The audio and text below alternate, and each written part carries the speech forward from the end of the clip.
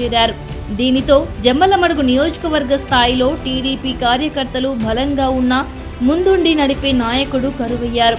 అప్పుడు ఆశాకిరణంలా భూపేష్ రెడ్డి టీడీపీలో చేరి నియోజకవర్గ బాధ్యతలు స్వీకరించాడు.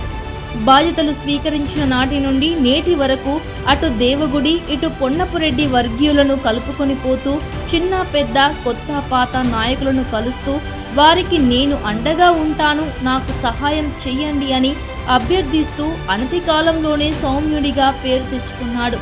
కానీ కొద్ది రోజులుగా టీడీపీ జనసేనతో పాటు బీజేపీ కూడా జత కలుస్తున్న నేపథ్యంలో జమ్మలమడుగు టికెట్ పొత్తులో భాగంగా ఆదినారాయణ రెడ్డికి కేటాయిస్తారు అనే ప్రచారం జరుగుతుంది.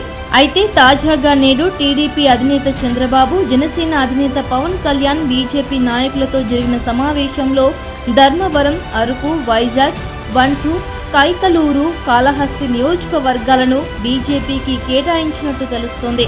దానితో భూపేష్ వర్గీయులు ఆనందం వ్యక్తం చేస్తున్నారు. కష్టపడే స్వభావం సౌమ్యుడు ఆయన భూపేష్ రెడ్డి లాంటి వ్యక్తి నాయకుడు అయితే నియోజకవర్గ రూపురేఖలు మారిపోతాయని భూపేష్ని గెలిపించి జమ్మలమడుగు స్థానాన్ని చంద్రబాబుకు కానుకగా ఇస్తామని నియోజకవర్గ టీడీపీ కార్యకర్తలు, నాయకులు అంటున్నారు.